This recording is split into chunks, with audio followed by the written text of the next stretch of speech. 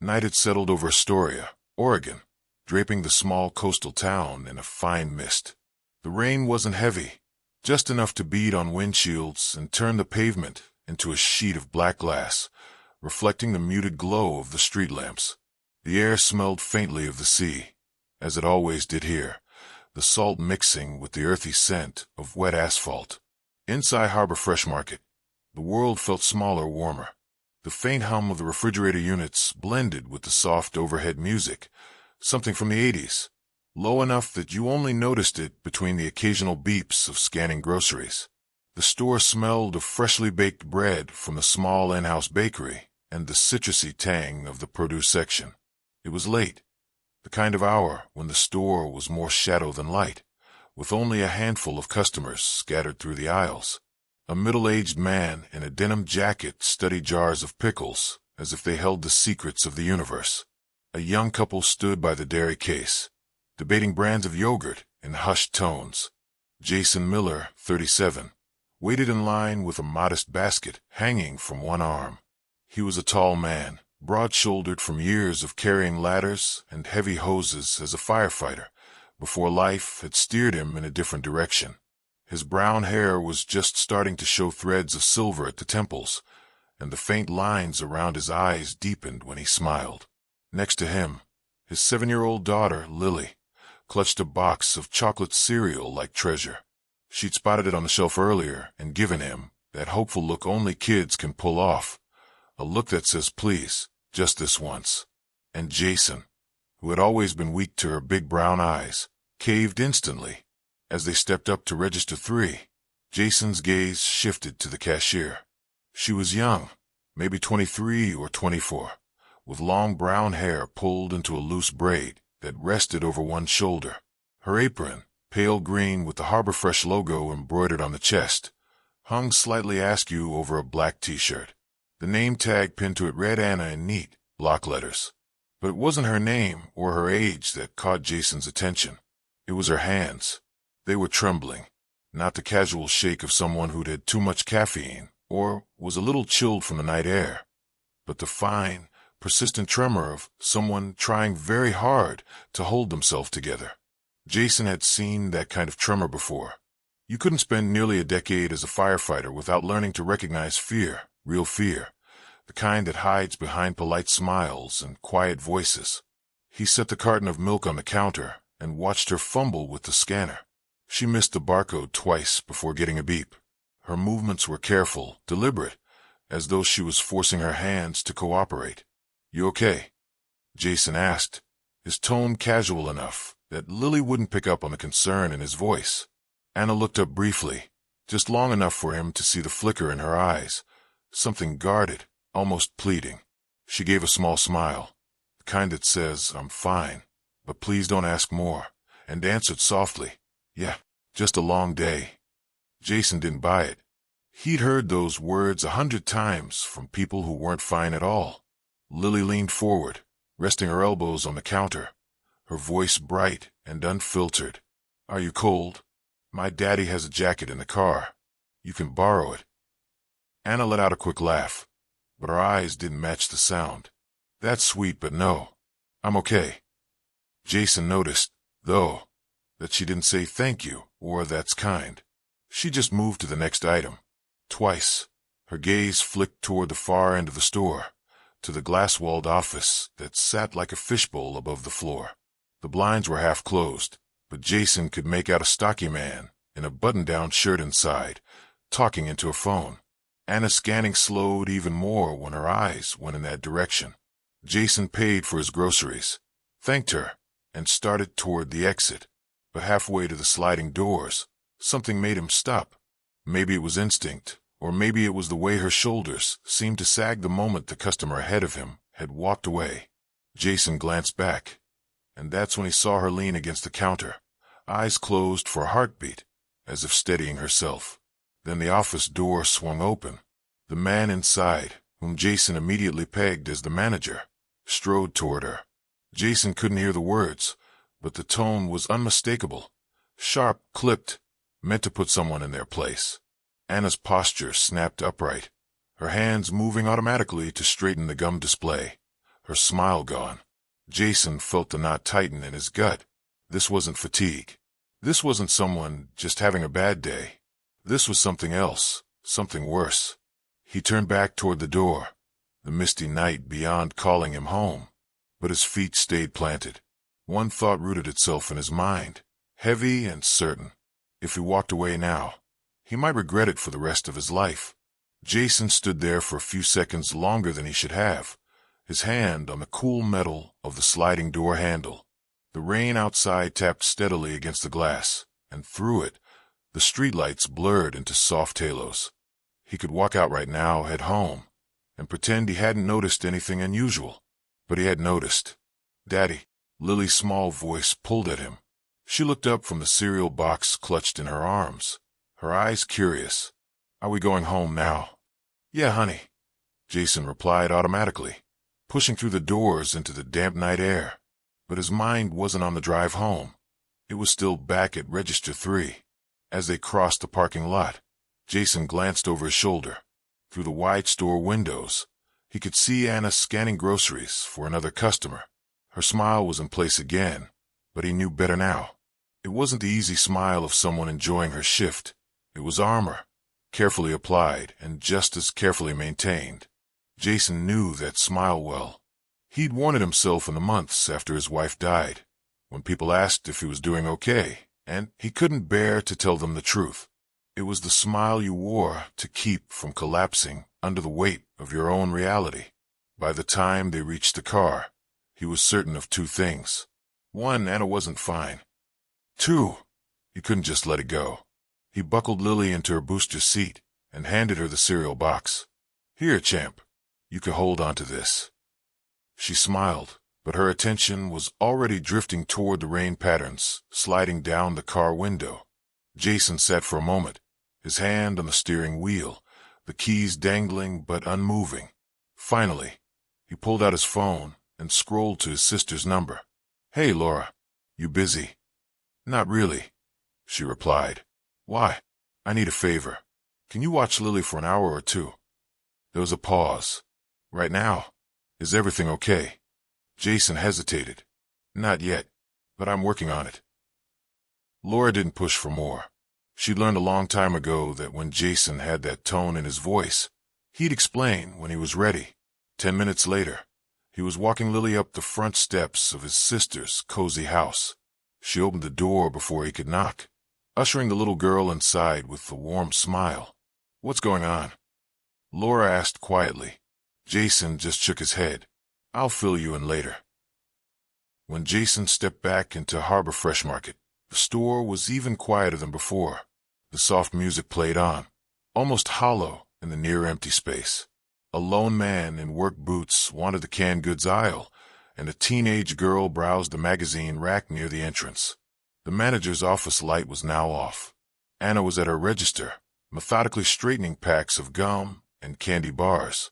When she saw him, her brows lifted slightly in surprise, and something else, maybe confusion, passed over her face.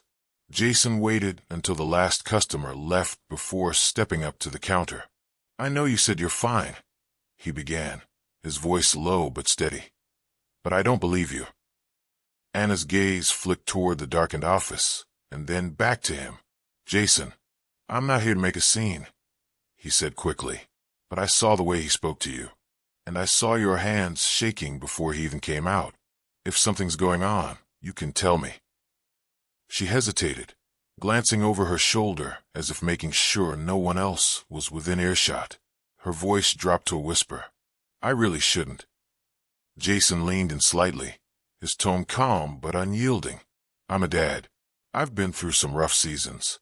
I know what fear looks like, and I know what it feels like when you think you're stuck. You don't have to go through it alone." For a moment, she didn't respond.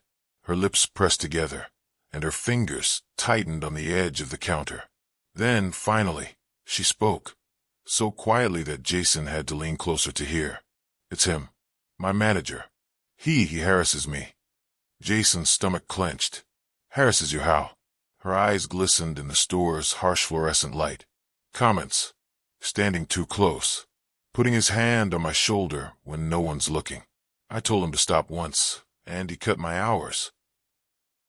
Jason's jaw tightened. How long has this been happening?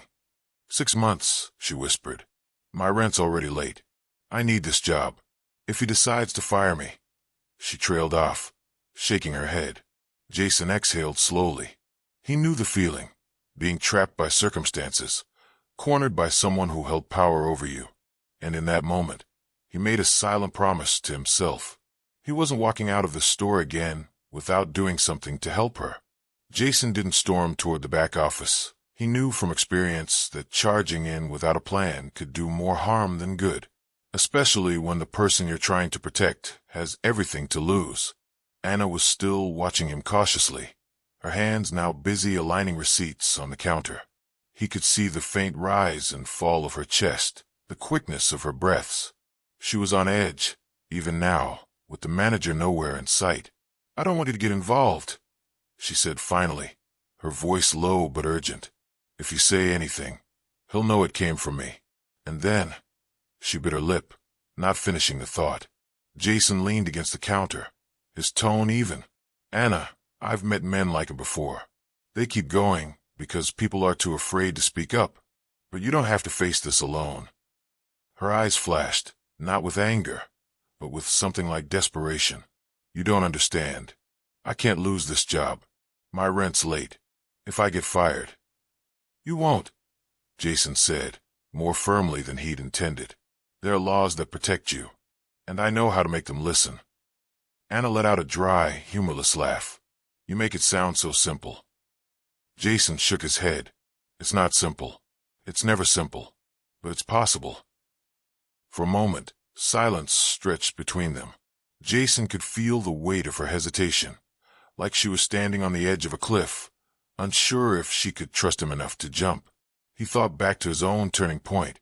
Years ago, after his wife passed, he'd been drowning in bills and grief, with no idea how to keep moving. It wasn't until a former firehouse buddy had shown up, uninvited but relentless, that he'd found the strength to climb out. He remembered how much it had mattered that someone refused to let him go under. That memory made the decision for him. I'll be right back, he told her, pushing away from the counter. Trust me, Anna. Please. Her brows knit together in confusion as she watched him leave. Jason drove the short distance to his sister's house, the wipers brushing away a thin mist on the windshield. He parked at the curb, ran up the front steps, and rang the bell. Laura opened the door with a raised eyebrow. You're back fast. What happened? Change of plans, Jason said, stepping inside. Lily was sitting at the kitchen table, coloring a picture of a big red fire truck. Hey, champ, he said, ruffling her hair. Aunt Laura's going to hang out with you a bit longer. I have to finish something important. Lily nodded without much question, already reaching for another crayon. Laura's gaze narrowed. Jason, I'll explain later, he promised. But it's important and it's not about me. Someone needs help.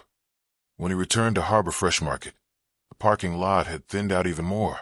Only a few cars remained, their windshields catching the glow from the tall streetlights. Inside, the store was quiet, almost hushed.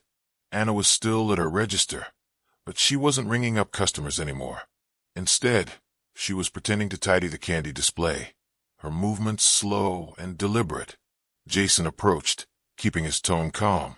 I know you're scared, but courage isn't about not being scared. It's about doing the right thing anyway. Her fingers tightened around a pack of gum, crinkling the plastic wrapper. What if no one believes me? Jason's voice was steady, certain. Then they'll have to deal with me. I've seen guys like him before, and they get away with it because people stay silent. Not this time. Anna's eyes searched his, as if trying to measure whether he meant it. Finally, she exhaled, shoulders dropping slightly. Okay, but I don't know what to do first. Jason tilted his head toward the back. We'll start by calling HR. You tell them exactly what's been happening. I'll be right there beside you. The break room at Harbor Fresh Market looked like a forgotten corner of a ship, fluorescent light buzzing. A corkboard layered with old schedules and coffee-stained notices. A microwave with a digital clock blinking 12 o'clock, as if time never moved here. A half-empty box of donuts sat open on the counter. The chocolate glaze hardened and dull. Anna sat at the small round table with her hands folded, trying to still the tremor in her fingers. Jason stood to her right, close enough to be solid, far enough not to box her in. He didn't touch her shoulder. He didn't tell her to breathe. He let her own will carry the weight. "Do you want me to dial?" he asked, voice low, steady. She shook her head. "No. If I don't do this myself, I'll always feel like I can't." She reached for the phone, paused, then pulled her cell from her apron pocket instead. "On speaker," she added, as much for transparency as for courage. The HR number rang 3 times. Each ring seemed to stretch out longer than it should have. Jason could hear the faint hum of a store beyond the door, scanners beeping, distant footsteps, a shopping cart wheel with a squeak that came and went like a heartbeat. "Human Resources, this is Mariah. How can I help you?" Anna swallowed. Her first words came out soft. "Hi, my name is Anna Thompson. I'm a cashier at the Astoria Harbor Fresh location. I need to report harassment for my store manager." There was a quiet click of a keyboard on the other end. "I'm listening, Anna. Take your time." Something in the HR rep's tone, calm, measured, not surprised, gave Anna the first wedge of steadiness. She took a breath and began. "It started about 6 months ago. Comments about how I look. Standing too close. Sometimes he waits until there's no one else around. Puts his hand on my shoulder while I'm scanning. I told him to stop once. The next schedule that came out, he cut my hours." "What is your manager's name?" "Thomas Vance. And can you tell me the dates of the incidents you recall? And if there were any witnesses?" Anna pressed her lips together. "It's usually when he knows I'm alone at the register. No witnesses. But there was a comment on February 2nd. He told me I clean up nice after I came in from my dinner break, and then stood behind me while I scanned for almost 5 minutes." She blinked hard. "March 18th. He brushed my braid off my shoulder. I stepped away. He smiled. The hours were cut after that." Jason felt his jaw clench, but he kept his gaze steady and his expression neutral. This wasn't his moment. It was hers. "Thank you, Anna," Mariah said. "You're doing the right thing. I'm logging this as a formal complaint. Per policy, we will open an investigation immediately. You will not have to work another shift under Mr. Vance while we review this. We'll arrange temporary coverage and, if needed, a temporary reassignment for you, without loss of hours or pay." Anna exhaled as if she'd been holding air all day. "Thank you. I'm also noting your mention of possible retaliation. Cutting hours in response to a complaint is not permitted. We'll review schedules and time cards from the past 6 months. If what you've stated is corroborated, that will be addressed." Jason spoke for the first time. "Will you notify her in writing and confirm the interim schedule plans?" "Yes," Mariah replied. "Anna, I'll email you a confirmation within the hour.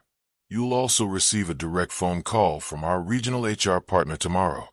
If you're asked to meet on site, it will be off the floor and with the neutral party present. You are not required to speak to Mr. Vance." Anna nodded, tears gathering at the edges of her lashes, but not falling. "Okay. Is there anything else you want to add right now?" Mariah asked gently. Anna looked at Jason, then back at the phone. It's hard to prove the moments when you're scared. I don't want to lose my job."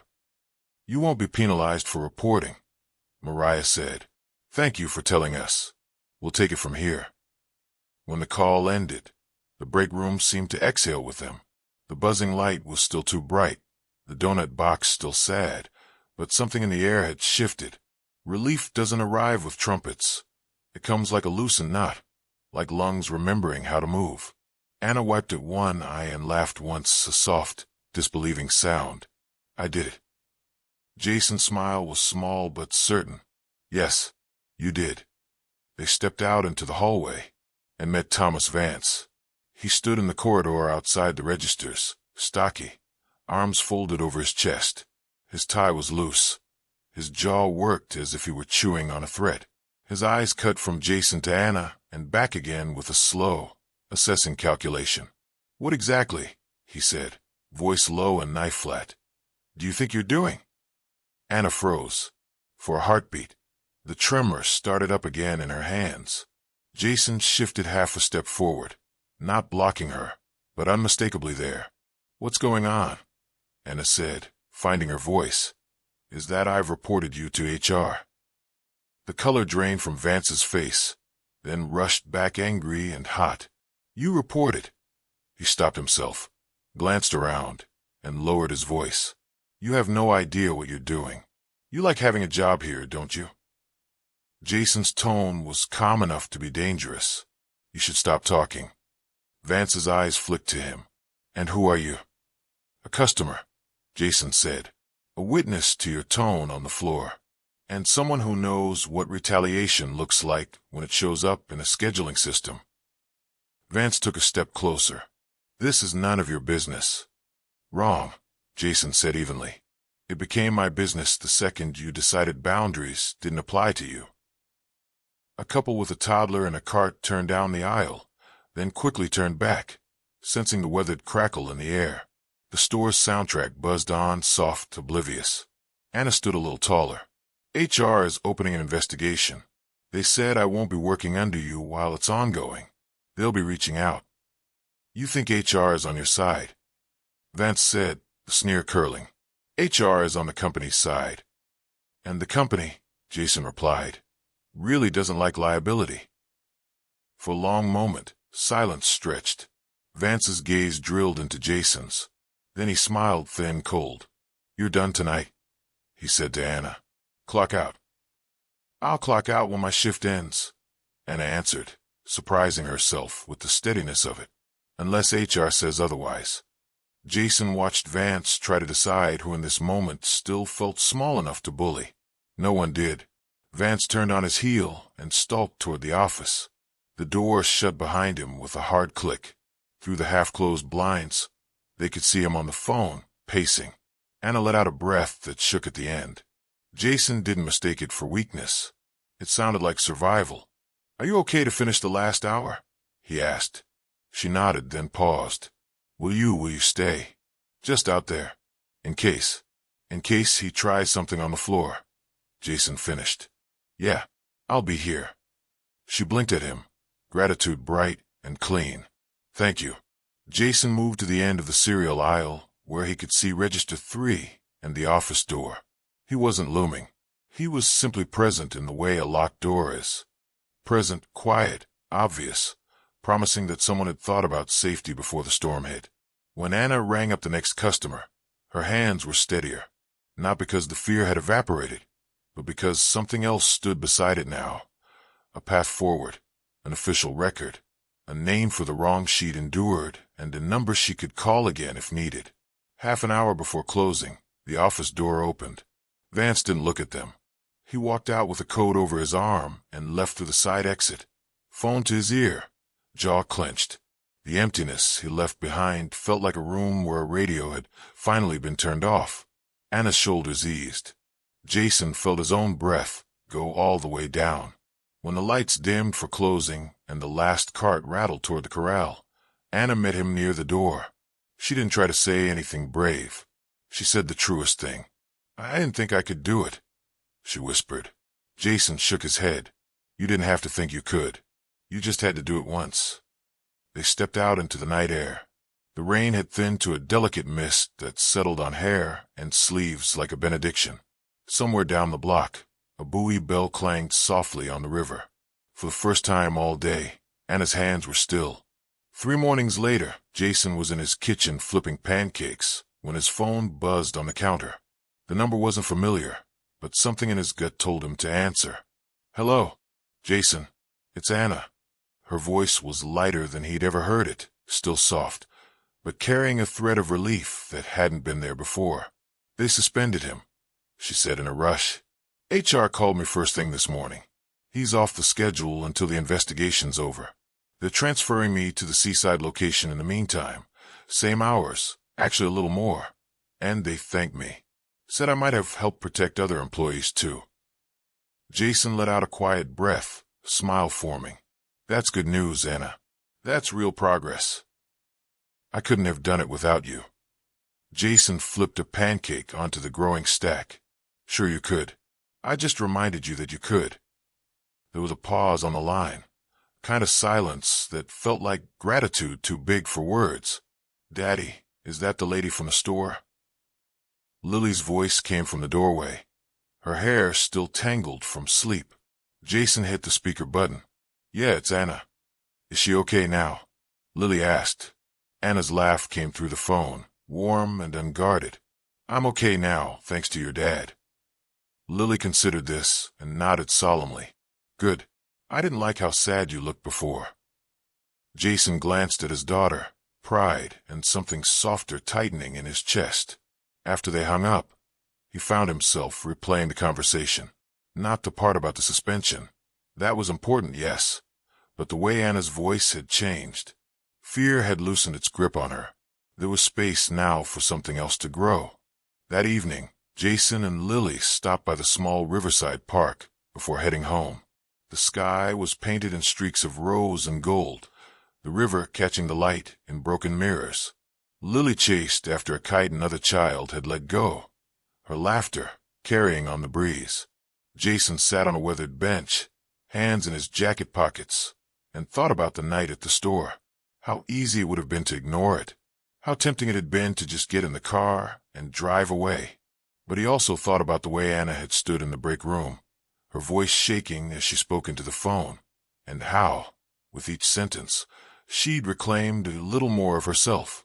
Sometimes courage didn't look like running into a burning building. Sometimes it was a quiet voice on the other end of an HR line, saying, "This happened, and it wasn't okay."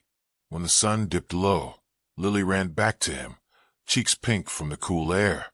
"Daddy, can we get hot chocolate before we go home?" Jason smiled. "Yeah, let's do that." As they walked toward the car, he realized something. The lesson he wanted Lily to carry wasn't just about being strong for yourself. It was about noticing, really noticing, when someone else needed you to be strong for them. And maybe, he thought, that was what kindness really was. Not grand gestures, not headlines, just being the person who doesn't walk away. If you believe kindness can change lives, share this story. Somewhere right now, someone's hands are shaking, and you might be the one who notices.